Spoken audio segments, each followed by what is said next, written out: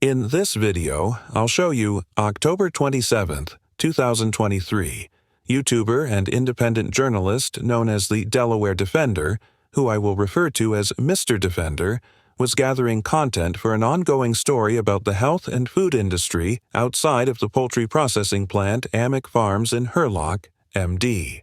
Mr. Defender began recording at the northern entrance to the facility, and was initially contacted by Officer Lee of the Hurlock Police Department. After a brief discussion, Officer Lee concluded that Mr. Defender was not doing anything legal and left the scene without identifying Mr. Defender or discouraging his conduct. Once Officer Lee left the scene, Mr. Defender began making his way to the southern entrance when he was contacted by Sergeant Garby of the HPD. What, did Lee not do a good enough job? What's that? Lee already responded out here. You can't be on private property videotape. What's that sticker say on it? Yeah, that's Department of Transportation. Well, yeah, the state of Maryland put this here. Yeah, well, this here is private property. This Not where I'm standing, dude. Yes, it is. You got an ID on you? Let's go. Arrest me. No, I'm telling you just to... Arrest me. I'm not, because I'm not. This is a public street sign. Look at it. You're ridiculous. Lee was perfect. You just ruined it for you guys. You just ruined it. Garvey, you have a badge number? Yeah, 0142. Why did you ruin it? You got an ID Lee, on you? I'm not giving it to you. Yeah. I'm not trespassing. Yeah, you're on private property, buddy. This is a street sign. Yeah, well, we're not playing It's that. public property. I don't want to play it either. Arrest me. I'm asking you for your identification. Come on. I'm not going to resist you at all. I'm not giving it to you. I'll give it to you at the station. I want you to take it all the way. You think you're a bully? Then let's take it all the way. I'm not a bully. I'm seeing what you're doing. You're on private property. I already told Lee what I was doing. Well, you told I'm not on private property. You need to go look at the map. Well, I'm telling you, you're on private property. How do you know? This is the road. That's the land. That's private property. There's this thing called an easement, right? Yeah. Because I don't have to walk in the street. I can walk here. That's why these signs are here. Yeah. You're on private property. It's videotaped. You hear this, dude? What's that? You hear this, dude? You were perfect. Why is he gonna ruin it for you guys? He's not ruining nothing. You weren't on the property earlier, now you are. I was in the same exact spot. Hey, you were down the street. You know what this is? What's that? A street sign. Uh-huh. They can't put their street signs on Amick Farms property. Okay. So this cannot be Amick Farms property because there is a Maryland sign here. The public ownership of the property where an easement exists and the existence of utility poles or government signage does not dictate where a right-of-way begins or ends. Contrary to popular belief, there are no universal rules or measurements for determining the location of a right-of-way, and the width of right-of-ways varies depending on RDOT classification. As mentioned in many episodes of ATA, free speech is subject to certain limitations depending on the time, place, and manner in which the speech is expressed. The major hurdle facing First Amendment protections on right-of-ways is whether or not they are considered traditional public forums for expressive acts, and courts have done little to bring clarity to the subject. In the 1939 Supreme Court case of Hague versus Committee for Industrial Organization, the court famously noted that, quote, wherever the title of streets and parks may rest, they have immemorially been held in. Trust for use of the public and time out of mind have been used for purposes of assembly, communicating thought between citizens, and discussing public questions. Such use of the streets in public places has from ancient times been a part of the privileges, immunities, rights, and liberties of citizens. Although this ruling affirmed the notion that public streets are protected under the First Amendment, it suggested that each forum should be considered on a case-by-case basis, and various circuit court rulings have concluded that defining a space as a public forum is highly circumstantial. For example, in the 1999 10th Circuit case of Hawkins versus City and County of Denver, the court held that a sidewalk in a performing arts complex was a non-public forum because it was only used by those visiting the complex. This ruling suggests that Mr. Defender may not have been in a protected forum because Amick Farms property is not generally open to the public. On the contrary, a district court within the Seventh Circuit has specifically held that the shoulder of a highway is a traditional public forum on which picketing was allowed in the 1991 case of Jackson versus City of Markham and Bass. Conclusion on several rulings from both higher and lower courts. There are several other cases, both in the Supreme Court and lower courts, that tackle this issue, but the circumstantial variables at play significantly impact whether the forum is considered public. It is difficult to draw any rigid conclusions about whether Mr. Defender was in a public forum that enjoys First Amendment protections, and there are many factors which I have not explicitly mentioned here that would come into play. The point of this section is to highlight the fact that right-of-ways are not universal and are not always subject to First Amendment protections, and it is entirely possible for a court to find that Mr. Defender was not in a public forum at the time of this interaction. That said, there is equally a possibility that a court would find the opposite to be true, and without a court ruling on this interaction in particular, no legitimate conclusion can be made. Come on, dude. Come on, Garvey. One more time. I'm not going to give it to you. I'll go. That's fine. You got anything on you? Not really, no. Hands up. I got a phone and keys and a water bottle. This is ridiculous, guys. You guys are a joke. Just a business card. Delaware Defender. That's me, brother. Why are you going in my pockets? I haven't got anything on you. Sergeant Garby tells Mr. Defender that if he does not surrender his identification, then he will be arrested, and Mr. Defender continues to refuse.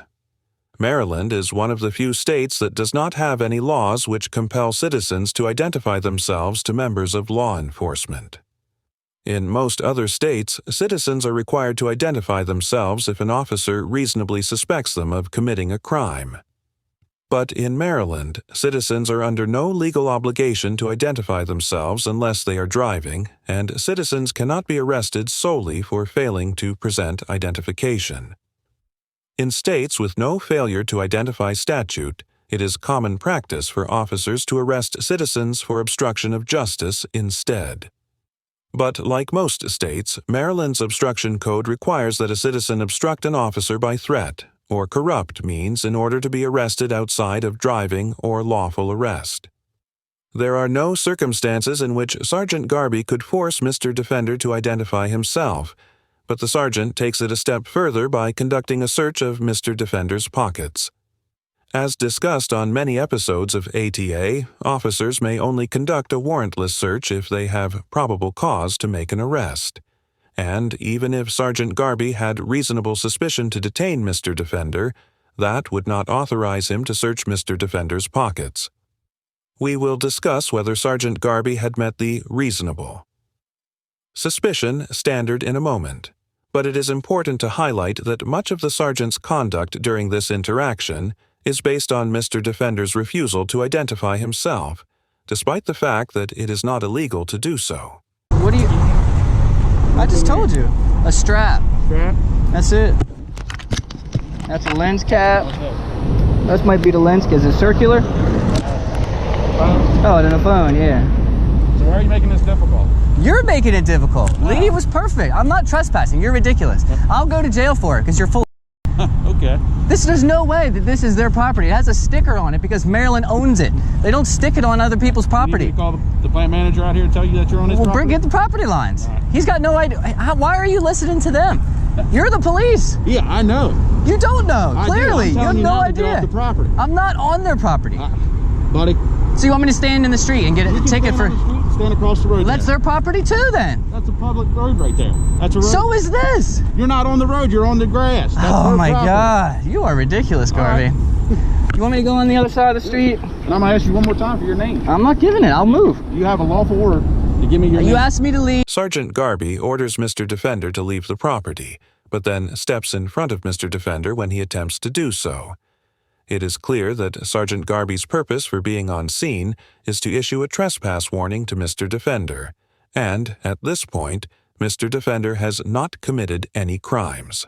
Title VI, Subtitle 4 of Maryland's Criminal Code is entirely devoted to the crime of trespassing, and under these codes, an individual must be warned that they are trespassing before they can be arrested for committing the offense.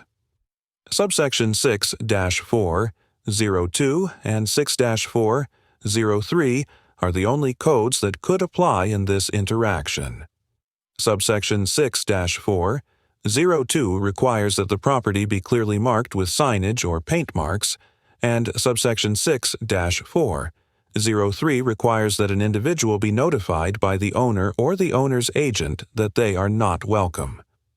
There are no signs or markers in the area Mr. Defender was filming from, and no one asked Mr. Defender to leave until Sergeant Garby arrived on the scene.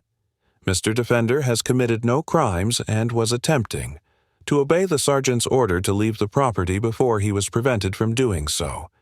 Not only did Sergeant Garby have no probable cause to arrest Mr. Defender and force him to identify himself, but no reasonable suspicion existed to detain Mr. Defender at all.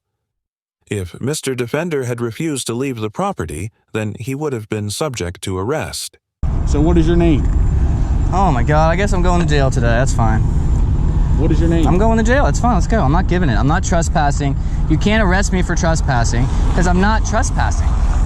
This is not their property. It's not whose property is it? It's an easement. This is county property, city property. It's city property. I do know. Well, I don't know if it's a county. Maybe it looks like a county road sign to me, but that's the junction for the road up there. That's why there's light poles here. They don't own the electric company. Come on, Garvey. There's a public easement. It's probably 33 feet from the center line of the road, or 18. One of those guys, are you? Well, it's just facts. What's your name? I just want to go to jail, man. You want to go to jail? I guess, yeah, because this is just getting bad. Just because there isn't a paved piece of concrete here doesn't mean the same rules don't apply. I do this everywhere. You do, yeah?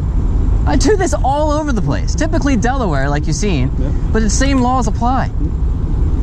State to state, they apply? Well, easement laws, yeah. I mean, the feetage might be different, but I'm not even 2 feet off the road here. You were right up here when I seen you. I was standing right in line with this piece of wood, right? I mean, I got it on video. I'm still videoing now. So am I. That's great. So you really want it? You want to take me for trespassing now? If I wanted to take you for trespassing, I'd take you. I'm asking. So then what are you doing? So you're going to take me for failure to ID? Yeah. Well, what law am I breaking? Failure to obey a lawful order. I've given you, told you to give me your name. Maryland is not a stop and ID state, Garvey. You have to accuse me of a crime. That's the Fourth Amendment, just flat out. One, you're trespassing. I'm not. You just said I'm not trespassing. No, I said I'm not locking you up right now for trespassing. Why? I just said to. This is ridiculous. The sergeant eventually decides to arrest Mr. Defender and take him to jail. Mr. Defender was placed into a holding cell for approximately 20 minutes before being issued 2 citations and released. I recently spoke to Mr. Defender, and he informed me that he is still waiting for the citations to show up in the system over a month after this interaction occurred. He also told me that he is considering hiring an attorney, but is waiting to see if the citations will be entered into the court system before he takes further action. Overall, Sergeant Garby and Officer Lee get in for displaying a fundamental misunderstanding of Maryland's identification laws, conducting a search without acquiring probable cause, and for arresting Mr. Defender when no crime had been committed. As Mr. Defender mentions, if the interaction had ended after Officer Lee's initial contact, then the Hurlock officers would likely have received an A+ for their conduct. But that was not the case. Sergeant Garby's entire purpose for contacting Mr. Defender was to issue a trespass warning and remove Mr. Defender from the property. Even if a court were to find that Mr. Defender was on private property and was not entitled to First Amendment protections. Nothing about this encounter would have granted the sergeant the authority to detain and identify Mr. Defender. In order to be guilty of trespassing, Mr. Defender would have had to have been told to leave the property and refused to do so. But no one contacted Mr. Defender before the sergeant arrived on the scene, and the sergeant's contact effectively served as Mr. Defender's warning. The sergeant hinged Mr. Defender's arrest on his failure to identify himself, and, as mentioned earlier in the episode, Mr. Defender was under no legal obligation. To do so, Sergeant Garby turned what could have been a respectable and reasonable police interaction into an illegal arrest, And I sincerely hope that the Hurlock Police Department is able to correct the sergeant's conduct and educate him about Maryland's identification laws.